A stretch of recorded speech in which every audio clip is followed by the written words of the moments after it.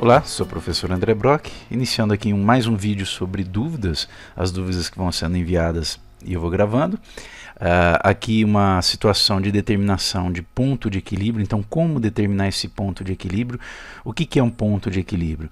Quando eu tenho uma relação entre duas variáveis, que são quantidade e preço, e esse tipo de relação a gente encontra na função demanda, né, geralmente uma função decrescente, e então a quantidade demandada ela tende a diminuir à medida que o preço aumenta, tá? E uma função oferta, que é uma função crescente. Então você tem uma função decrescente, uma função crescente que se encontram num determinado ponto. Esse é o tal ponto de equilíbrio.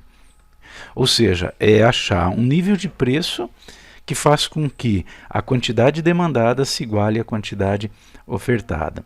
Uma situação dita ideal aí de mercado, né, em que não vai ter sobra de produto e nem falta do produto no mercado.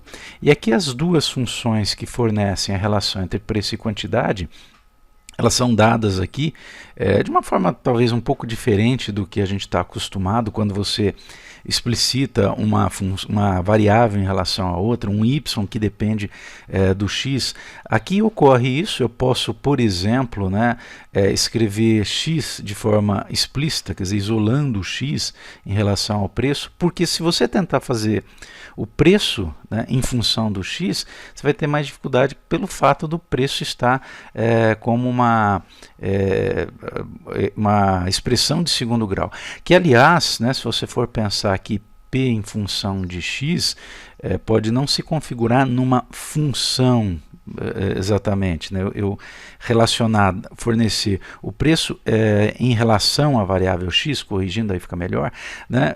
Pode não configurar uma função matemática, mas há sim uma relação entre elas, e a gente pode escrever ou reescrever essa relação, por exemplo, isolando o x. Então, nessa primeira equação, eu vou manter x aqui à esquerda, tá? E todo o resto escrever à direita. Então a gente troca sinal, aquela história, né, de resolução de equação. Vai ficar, portanto, menos p ao quadrado, menos p mais 12. Pronto, eu escrevi x em relação a p na primeira equação e vou fazer o mesmo aqui na segunda.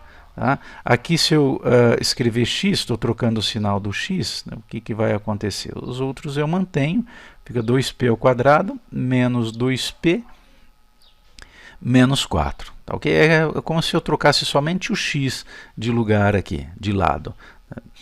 Então, temos aí que x é igual a 2p ao quadrado menos 2p menos 4. Agora é igualar, né? Quer dizer, as duas expressões, tanto menos p ao quadrado menos p mais 12, como 2p quadrado menos 2p menos 4, elas são iguais a x, então elas são iguais entre si também. E o que eu vou fazer agora é igualar 2p ao quadrado, tanto faz quem vem primeiro aqui, né? Menos 2p menos 4 igual a quanto? Igual a menos p ao quadrado menos p mais 12. Tá aí. Então eu tenho aqui agora uma equação somente com p, com preço p. Vamos escrever na forma normal, né, em que eu vou colocar tudo à esquerda, portanto 2p ao quadrado menos 2p menos 4 mais p ao quadrado mais p menos 12 igual a zero. Não sobrou nada à direita. Agora 2p ao quadrado com mais p ao quadrado dá 3p ao quadrado. Menos 2p com mais p, menos 2 mais 1, vai dar menos 1p, ou menos p simplesmente. E menos 4 com menos 12 vai dar menos 16. Pronto, tenho aqui uma equação de segundo grau que agora eu vou resolver. Vou usar a fórmula de Bhaskara, por exemplo. Vamos então à resolução. Então, identificando aqui, nós temos os coeficientes a, coeficiente do p quadrado, o b, coeficiente do p, é menos 1, e o c é o termo independente, é o menos 16. Calculando o discriminante delta, que é b ao quadrado menos 4ac, nós vamos ter b ao quadrado menos 1, né, ao quadrado, menos 4 que multiplica o 3, que é o a, que multiplica menos 16, que é o c. Portanto, delta é igual a menos 1 ao quadrado é 1, positivo. Aqui, menos 4 por 3 dá menos 12. E menos 12 por menos 16 vai dar mais, né, 192. 190, portanto, o delta é 193, tá ok? Não é uma raiz exata, aliás, 193 é um número primo, né? Então nós vamos ter aqui um número irracional quando colocarmos na raiz. Bom, e o que fazer numa situação dessa? Porque agora a gente vai usar aqui a fórmula de Bhaskara, né? X é igual a menos b, mais ou menos a raiz de delta sobre 2a. Tá? Portanto, o x vai ser menos o menos 1, mais ou menos a raiz de 193 sobre 2, que multiplica 3, que é o a. Tá certo? Vamos continuar aqui. Portanto, eu vou ter que x é igual a menos o menos 1, dá 1 positivo. Mais ou menos raiz de 193, eu vou usar uma aproximação aqui, né, 13,89. Tudo isso sobre 6. Portanto, nós temos duas raízes, x1 e x2. Tá? Bom, a primeira aqui, 1 mais 13,89 dá 14,89, que dividido por 6, resultado aqui aproximado, 2,48. Então, já encontramos aqui uma solução.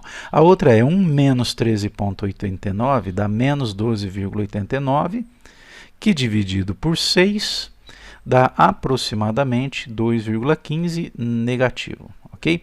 Agora, vamos pensar no seguinte, essa equação foi resolvida num contexto em que o x, aliás, eu vou fazer até uma correção aqui para a gente não fazer confusão, né? Que geralmente a gente usa x, na verdade aqui é o p, né? É porque lá no exercício a gente está usando o x para designar a quantidade, o que eu encontrei aqui foi o preço, tá certo? Então, P1 e P2. Bom, esse P2, esse valor P2, ele não serve, porque nós não vamos ter um preço negativo. Portanto, eu vou considerar como solução aqui, né, somente o 2,48. Agora, quando se fala em ponto de equilíbrio, eu achei o preço, 2,48. Ele é o preço de equilíbrio. O preço que vai gerar o equilíbrio entre as quantidades ofertada e demandada, ok? Mas como que eu encontro a quantidade agora? Essa é a questão. Bom, eu posso pegar qualquer uma daquelas duas equações aqui, né? A primeira ou a segunda, já vamos pegar com x isolado. Vou pegar a primeira aqui. Poderia ter pego essa também. Tá? Então, menos p ao quadrado menos p mais 12. Vamos lá.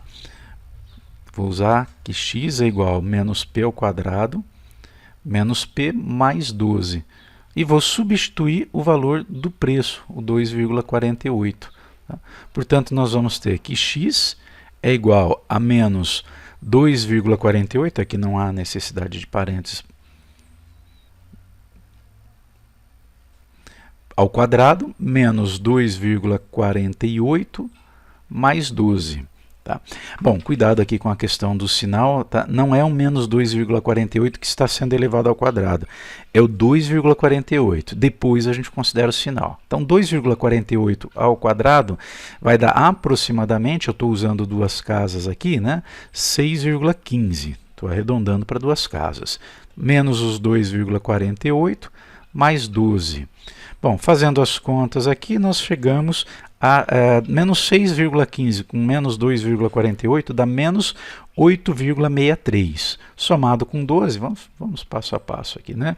Somado a 12, o resultado vai ser 3,37. Pronto, achei a quantidade, achei o preço. Portanto, o meu ponto de equilíbrio, agora a forma como a gente vai colocar, né? Ponto, ele é dado por um par ordenado. Tá? Se for um par ordenado do tipo x, P, quando eu coloco o x no eixo horizontal, que é chamado de eixo x, né, e o preço no vertical, tá? Esse meu ponto de equilíbrio vai ser 3,37, 2,48, ok? Agora, lógico, se você inverter, colocar preço no eixo horizontal e quantidade no vertical, né, você vai ter o ponto de equilíbrio como 2,48, né, 3,37. Tá ok? Bom, é isso aí, espero ter atendido a dúvida. Até o próximo vídeo.